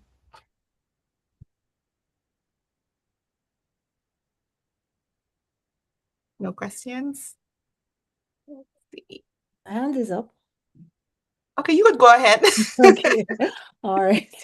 Okay, so just two questions. Number one, does it depend on what you have eaten to wait 5 to 6 hours or 4 to 5 hours? Does it depend on what you ate? And then the next thing is, why is it that so I have people in my family who are diabetic, and the doctor will tell them that they are now to eat like small meals and more often in the day. Dr. Randall, did he get that? Yes, good question. So to answer your first question, which is if so does it depend on the amount of food or the type of food that we're eating? And as the question is yes, but you should aim to have large meals at one sitting or one time possible. So for instance, if you're just eating fruits, for instance, especially watery fruits, it takes about 2 to 3 hours to digest those fruits, um, for it to start moving through the small intestine and so forth and so on. However, you don't just eat fruits. You want to have a balanced diet. You can have fruits and nuts. Nuts can take up to like 6 hours to digest, depending on what nuts you take in. You can have grains as well. So you don't want to just have one type of food. Basically, you're not going to get, or say, just having vegetables or just having fruits at meals. You're not going to get a balance. That's not a way to get your your proteins and your carbohydrates and your fats. You want to have a balanced diet by having more things at that time for breakfast and for lunch. So you're not just eating fruits for breakfast and calling it breakfast. You're having your fruits and your grains and nuts and seeds and so on and so on. You want to have a balanced diet at each meal that you're having throughout the day. That way, helps you to stay energized for the 5, 6 hours that you're taking that break or they're fasting for that time. Now, you asked another question. That's a very good question about diabetes. So, diabetics, um, oftentimes nutritionists or doctors will say only have or to have multiple meals um, throughout the day. Now, that's they give us that recommendation for one reason, especially when you're taking insulin. If you're taking insulin, I think someone's speaking. When you're taking insulin, essentially, they don't want your blood glucose to go low. So they tell you to eat multiple meals so your blood glucose doesn't go low. Basically, it's to protect them from getting sued. Because if your blood glucose goes so low and you get a hypoglycemic event, like a heart attack or stroke, then they could be sued. But picture this, every time I eat, I release insulin. So if you're trying to get your blood glucose or your insulin levels to be optimal, then it's not ideal to eat multiple meals and in between meals. If I want my body to work the best or optimal, then I would eat a single meal, a high protein, high fiber meal with proteins and fats at one meal, and then wait 5 to 6 hours and eat another meal. That will help me to decrease my blood glucose levels and also lessen the amount of insulin I'm taking in. I hope that makes sense. But basically, what I'm saying is not ideal to have multiple meals throughout the daytime if your object is to decrease your blood glucose long term. If you want to have diabetes for the rest of your life, yes, have multiple meals. So it's your choice. Thank you so much, Doc. You're welcome. Okay, Rose, iPhone. Yes, good evening. They have Good lots of evening. probiotics like pills on the market. So is it good to Right. take probiotics or should you get it from your food? And also you mentioned that spice can interrupt your gut microbiome. I like to take the Mhm. cayenne pepper. So would that affect my microbiome if I use it just for blood circulation? Good questions. Your first question was about Probiotics. use probiotics. So what probiotics or prebiotics or postbiotics are good? Now, Yeah. I did not explain that as much because I didn't think that we need to go into, but I can explain it now. So probiotics are basically a pill they give you that has beneficial strains or good commensal bacteria. So I take a pill Mhm. they made in the lab that has good flora. Now, prebiotics is something that it's like fiber and it helps to stimulate the gut flora to grow. So I can literally eat like cabbage or broccoli or things that are high in fiber, and it helps to promote the growth of good flora. That's a prebiotic. A Okay. postbiotic, however, is something that I receive from a lab. I take that in and it helps my good flora to grow. It's like a not grow, but I basically repopulate or increase the numbers of my good flora. Okay. Now, now a postbiotic is something that usually when you make the substrates from the gut flora, like butyrate, propionate, and these are called short chain fatty acids, we can make a pill with the short chain fatty acids. But if I have good flora, I'm making those short chain fatty acids, so I don't really need the postbiotics long term. What I'm saying is this, that some people may need a short-term dose of prebiotics and postbiotics, and even postbiotics. But it's not, I think it's something that is becoming a fad that everyone needs it. Not everyone needs it. And this is why not Okay. everyone needs it, because if I was born in Jamaica, and if you're born in Russia, we have different strains of bacteria based on where we're born, because we're feeding off different soils, right?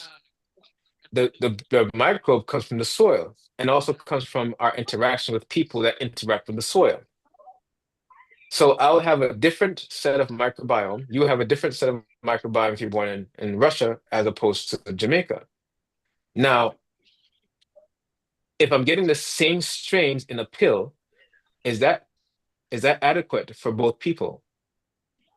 No, because I'm getting a set amount of strain that might fit certain people, but not that was that when I was born in Jamaica, because I was born in Jamaica, and not fit the person who's born in Russia.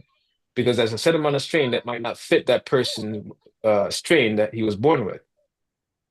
Now, I will say this, that if you have things like uh, Crohn's disease and autoimmune disorders and things like that, ulcerative colitis, IBS, you can benefit from a short-term dose of these things, but it's not something that you should stay on for a long period of time. Okay. Now, your last question, your question was about, sorry, Cayenne can you pepper. repeat?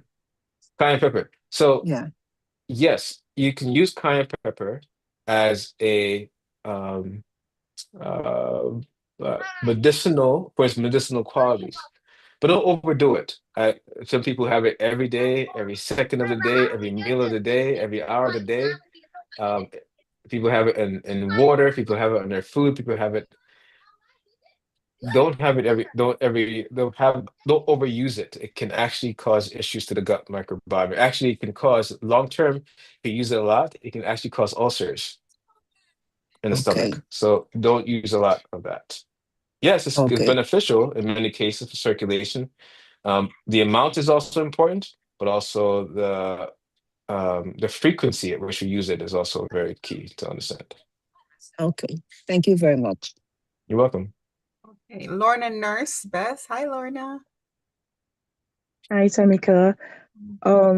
Yes, my question is, so my daughter, she's had eczema since she was a baby, and I've done a whole lot in making it better and not having to use some of the ointments and medication that they've given over the year, even making my own treatments, and it have worked. But now Hmm. she's in school, and you know, a lot of stuff that she was used to eating, and she's exposed to a lot of different stuff. I try to not, but it she gets it somehow.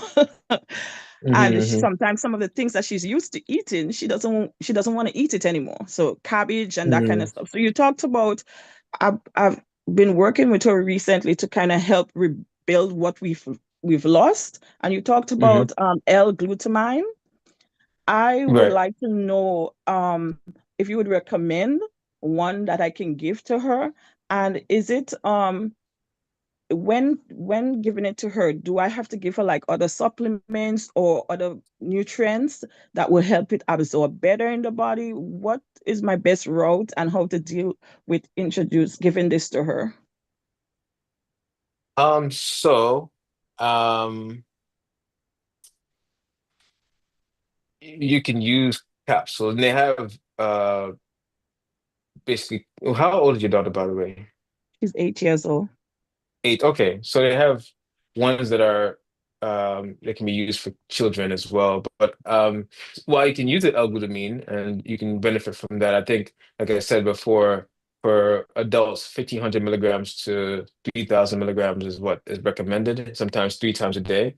Mm-hmm. But for children, maybe a third of that, say 500 milligrams, even 2, 3 times a day could be good. And they have those, you can look at L-glutamine, which can be helpful in healing the gut, but Mm-hmm. also look, if you're thinking about using other things, you can also use prebiotics, probiotics. They have, for instance, liquid versions that helps to heal the gut as well. So, but also, yeah, do some juices. Maybe she likes juices, like some carrot juice, beet juice, things like that, and put some things in it like ginger or turmeric. These things are very simple things that you can do to heal the gut as well. So you don't Okay. necessarily have to go to the L-glutamine. You can just make juices, for instance, So or that's what I'm about to start doing again, because she used to drink it really good, but then everything is like a, you know, she's picky with it now, and just to get her yeah, back into it and her taste buds going, craving yeah. it again. I'm very sensitive to that because at the end of the day, I read an article about, I think 2015, 2016, there was an article about a a young man. He was 15 years old in the UK, and he went blind. 15 years old, went blind because all he was eating was ultra processed foods. Mm-hmm. He wasn't getting the vitamin A, he wasn't getting all these things that helps with this eyesight.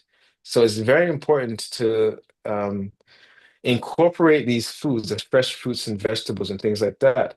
God never made a thing made or food made in a package. Everything Yes. came off the tree, came off the ground. So it's important to, I'm not saying force her to do that, to do those things, but at the end of the day, try your best to incorporate these foods one way or the other. Maybe not 100%, but even say even 20% at start, and increase those things. Yeah. Once her taste buds starts getting more attracted to these foods, then she will start to. Um, it's it's it's no science. God made these foods for us to be attracted to it. So even if you put Mm-hmm. it in a juice form or whatever, our bodies will get more attracted to it. Okay. Thank you. You're welcome. Or smoothie. If she likes a smoothie, then do that. Yeah. Mhm.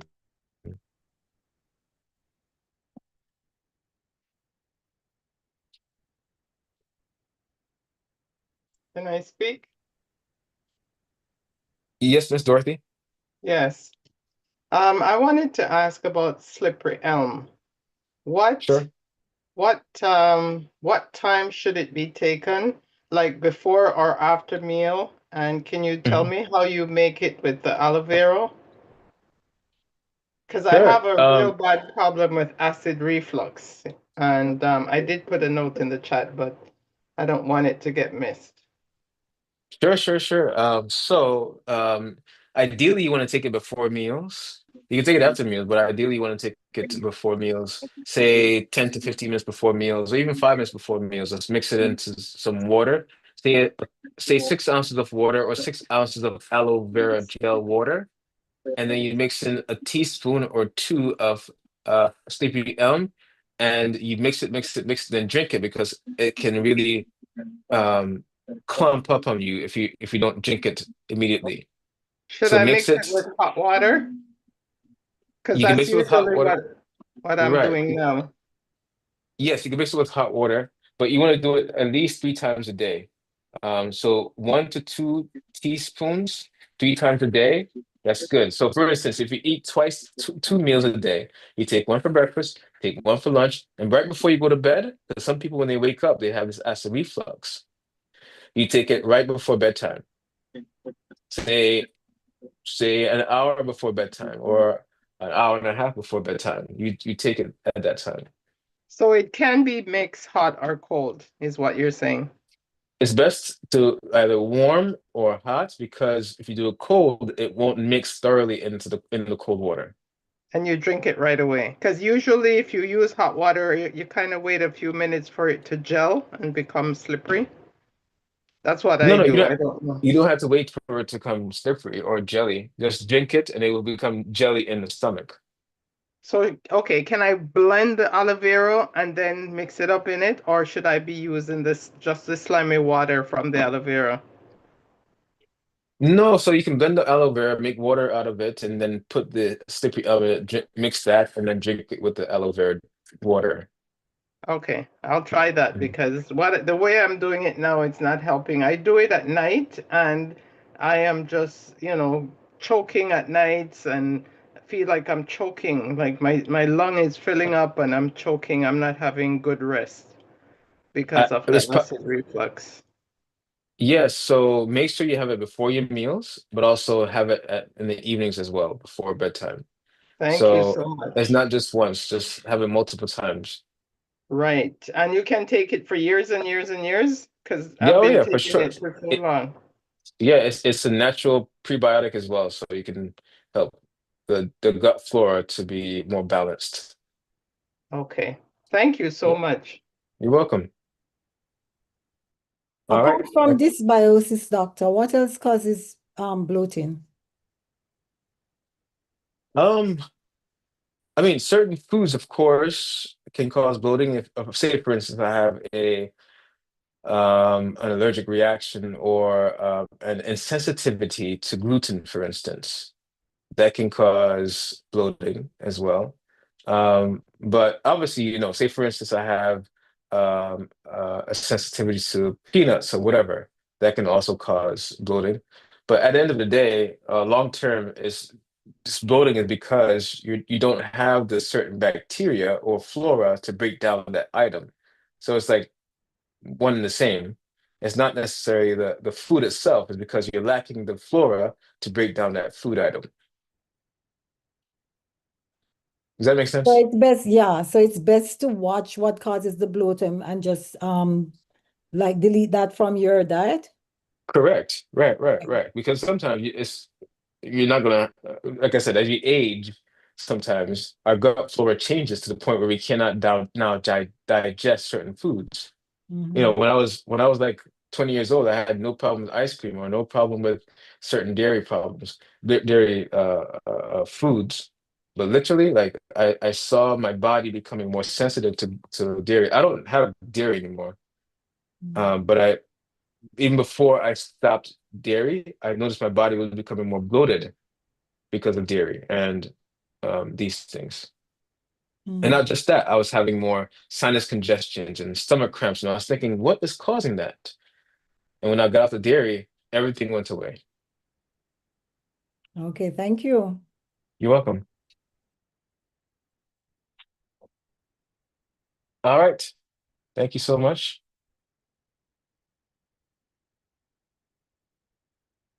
Mr. Mika, I think you're muted. Oh, sorry about that. So our time No was problem. well spent. Thank you so much, Dr. Randall. Again, you have imparted some useful and very vital information to us, and I know that we will apply to our daily lives and share it with others. Mhm. Um, just some quick reminders. So today is March 30. So tomorrow will is the last day in the month. So it will be not March, May, sorry, May 31st.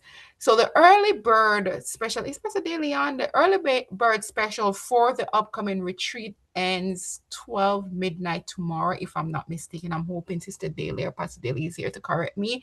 So if you want to catch the early bird special, you're interested in going to the retreat, you have until midnight, before midnight tomorrow, to tap into that. I am aware that there's also a payment arrangement. You could reach out, there's a number on the flyer.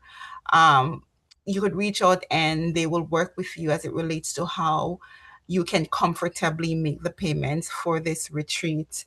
Healing of the Nation is constantly looking for people who are zealous and want to help to further the work, want to present. Okay, let's go back a little. The flyer is on. So the 2026 retreat, early bird runs through May. So again, you have until before midnight tomorrow to benefit from that. There's also a payment plan. So if you call the number, they will work with you as it relates to what you're comfortable with. Again, this retreat will be at Tranquility Retreat Center in New Jersey. It's a wonderful place. You will have a good time. They are working so hard. The team is working so hard to ensure that you have the best experience. So if you can and you're willing, please capitalize on this opportunity before tomorrow. There are yes, you can sign up after, but you get this early bird special tomorrow. Also on Tamika, yeah. Tamika, Hmm. the response has been a really, really great. And in fact, starting tonight, we're going to have to be putting people on a waiting list because the Wow. regular rooms are done. Wow. Wow. Amazing. Amazing. But does that mean that there's not an opportunity for someone who may not Oh, have yes. yet? The higher you are on the waiting list, the better your chances. Okay. So if you are interested in being a part of this, please put your name on the waiting list so that you will not miss out. And just stay posted because I'm sure you'll be updated on other accommodations which are probably being made. Yeah, Also, we'll make our alternative accommodations possibly. But right. yes.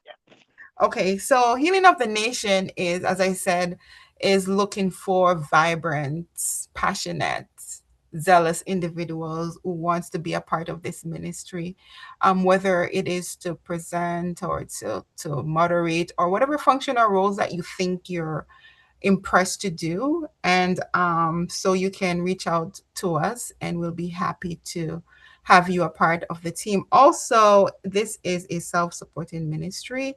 And if you are soul led and you are interested in contributing monetarily to this work, You can Zelle onsnation7@gmail.com, or you can send checks, not money. Checks to P.O. Box 1174, Valley Stream, New York 11582. Also, I think there should be another one. Okay, it's not there right now. Let's see. Okay, and not just Zelle, there's Zelle, Stripe, and PayPal. And again, we are looking for um, volunteers in every aspect of this ministry. Also, if you're interested in, having a few extra moments for prayer, whatever that is on your heart, you can raise your hand and you will be directed to the breakout room by the tech team. Can we have a review of the upcoming events for this week, please?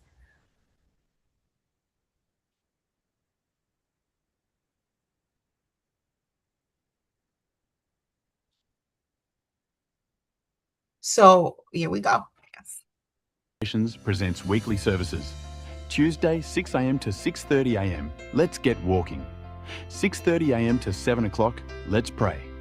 Wednesdays 7 p.m. Healing, Health and Restoration Prayer Service. Thursday at 6 a.m. to 6:30 a.m. Let's get walking. Saturdays at 5:30 a.m. to 9 a.m. Early Morning Health. Saturdays at 9 a.m. to 10 a.m. Church at Study. Saturdays at 10 a.m. Saturday services. Saturdays at 5 p.m. Extending your life naturally.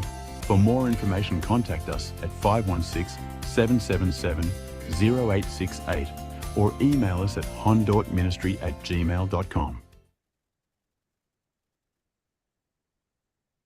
Okay. Dr. Randall, Yes.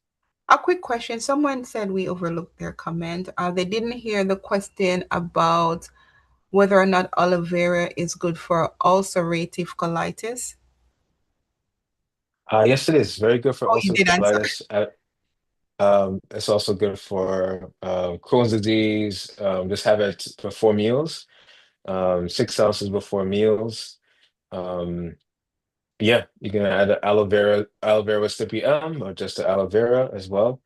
Other things that are very good for Crohn's colitis or Crohn's disease, things like milk thistle and fenugreek as well. Like things that I mentioned, honestly, you can use those things for a lot of GI tract issues.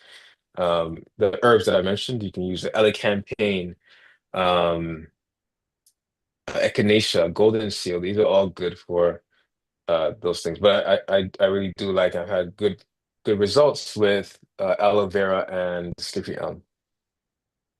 Okay, thank you so much. So again, thank you everyone for joining. I do hope that you will have a wonderful, a blessed week, and come again next week, 5 p.m. Well, you could come from 5 in the morning, 5 a.m. with early morning health. It has some wonderful topics. And then you could stay with us if you want somewhere to fellowship throughout the day.